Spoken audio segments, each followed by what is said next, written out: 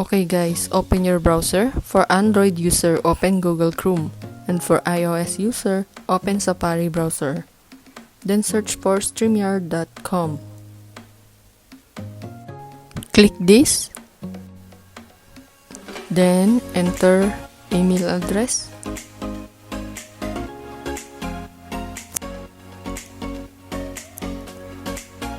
After that, click Get Started.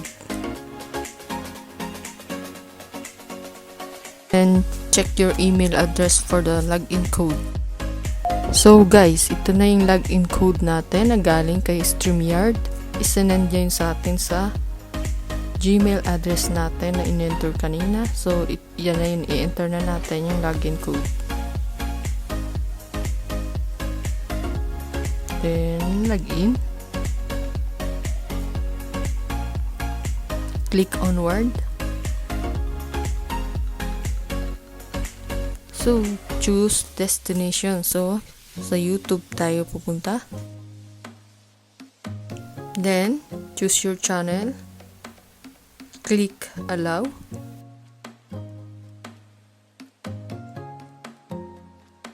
Click create broadcast. Then, click this plus sign. Then, choose destination. Then, write the title of your stream. So, guys, this is only example. Then, dapat public siya pag magla-live tayo. So, dahil ito'y tutorial lang, lalagay muna natin ay private. So, nasa inyo yun, guys. Then, click na natin yung create broadcast. Okay.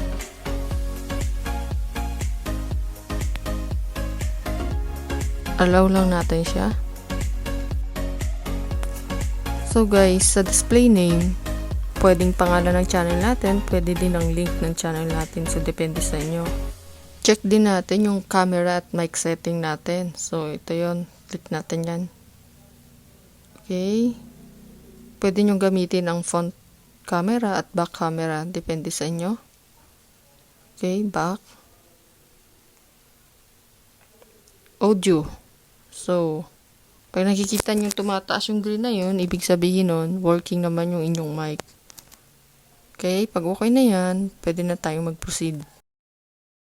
Then, click lang natin yung Enter Studio. Okay, ito na yun guys. So, kung makikita nyo, maraming choices sa ibaba. Pwede nating i-off ang mic, i-off ang camera. Okay. Click naman natin ang More. Okay, makikita natin yung post comment. So, pwede tayong mag-comment dito. Ito namang, pwede kang mamili kung anong layout ng screen mo. So, pili ka lang. Tapos, itong private chat, pwede kang makipag-private chat sa mga member ng iyong channel. Dito naman tayo guys sa settings. So, kung makikita nyo, sa setting may general. Dito natin makikita kung anong definition na ginagamit natin. Okay, sa camera setting naman tayo.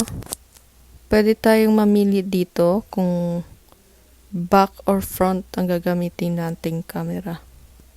So, okay. Back na tayo.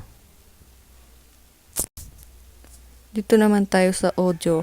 So, kung makikita nyo guys, yung green na dot na yon, ibig sabihin, nagpa-function yung microphone natin. Pag nagsasalita tayo, tumataas yung kulay green. Nagda-dot. Ibig sabihin, okay siya.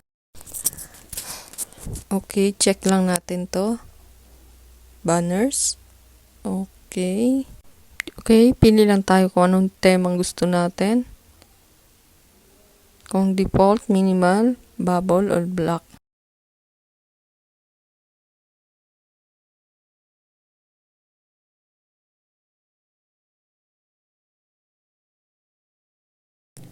Then, scroll lang natin guys.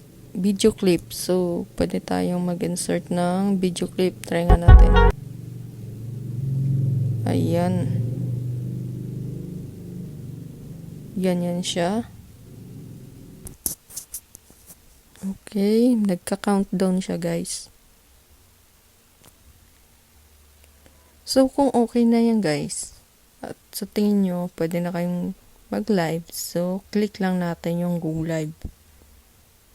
nasa ibaba. Yan. Click lang natin ang go live. Go live.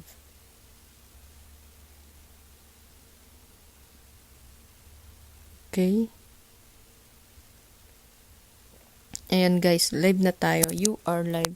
Kung makikita nyo yung live dun sa kabilang dulo, right side, ayun, naka-countdown siya. So, in yung seconds kung gaano katagal nagla-live. So guys, that's all. Sana may natutunan kayo sa tutorial na to. Don't forget to subscribe and share this video and leave a comment. Thank you.